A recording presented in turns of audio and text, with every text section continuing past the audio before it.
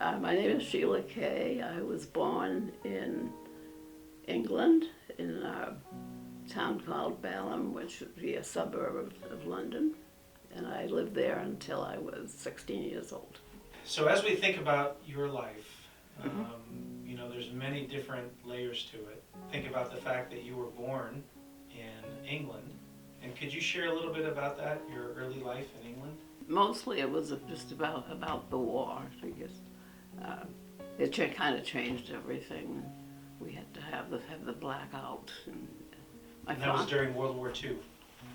Yes. Somebody asked me if it was World War I. I said, oh, not that old. There was just four of us, my brother and I and my mom and dad. It seemed like it was a pretty normal life.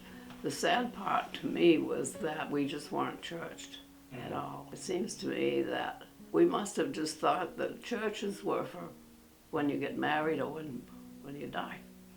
And it never occurred to me or to any of us that we should go to church. And my mother had quite a few sisters here, 3 or 4 sisters and a brother. My mom and dad really, their marriage wasn't very good. I think she told me that we were going to come here for 6 months to visit, you know, her sisters. But when we got here, then she said, you know, that's why I was ripping mad. Because she said you're staying. Yes. And so you were how old at that time? I was 16. Going on 17. I was almost 20 when I got married. So a few years That would have been in 52. I'd say Bob was probably closer than I was. I mean, he at least had a history of going to church. I must have been seeking. I think I've told you about this Unity School of Christianity. Bad stuff. But I jumped in there like with both feet. So evidently I was seeking. And I'd ordered the wee wisdom, you know, for the kids. And Bob didn't want to have anything to do with that. He had his congregational church, and he didn't want to hear that at all. Yeah. And then you had 6 kids. 5 girls, 1 boy. Right. And so then Marge comes home from Yeah. college. And she says, I'm a Christian now. And our response was, what do you mean you're a Christian now? You've always been a Christian. We're all Christian. You know, so she explained what being born again was. And we thought, oh boy, she's gotten into some kind of a cult.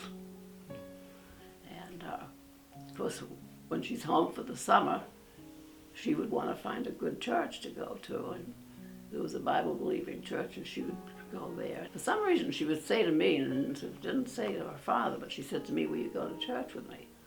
Okay. So I went, and I did not like it at all.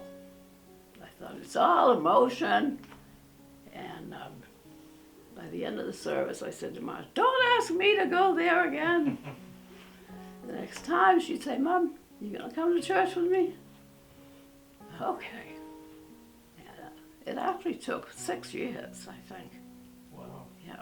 Meanwhile, Patricia came home. Patricia's another whole story that we won't get into, but she had come home to stay with us for a while, and so she found a good church. She was saved. Patricia Now had... Marge let everyone, all the Oh, yes. brothers and sisters, Yes, or brother she did. and Yes, sisters. yes, she did. Yeah, yeah, and the younger ones said, oh, yes, we want to accept Jesus. Yeah. But then when Patricia came back home and found a church like right across the street from where we were living, and of course she's asking us to go, and so we did start to go to that church. I think it was Bob and me at about the same time that said, there was the invitation, and I think I whispered to Bob, I'm going forward. He said, I am too. Yeah. Wow. But then when I came home, and I'm standing there doing the dishes, and I'm thinking these awful things. What kind of a stupid thing have you done now?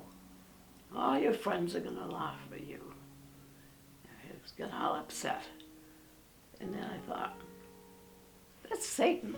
And I would have to confess that I think that Jessica and I kind of nagged my husband a little bit too much, saying, come on, you've got to believe. Not a good way to go about it. So I'd say maybe within 6 months, he said, yeah, well, that all this stuff that I was so upset about, and God meant it for good. The fact that he brought me to this country, he brought me to my husband. He gave me 6 beautiful kids. Even losing Marge, and I mean, we knew where she was going. And losing Patricia, we knew where she's going. He carried us through it. He's carrying the rest of my family through it too. God is so faithful.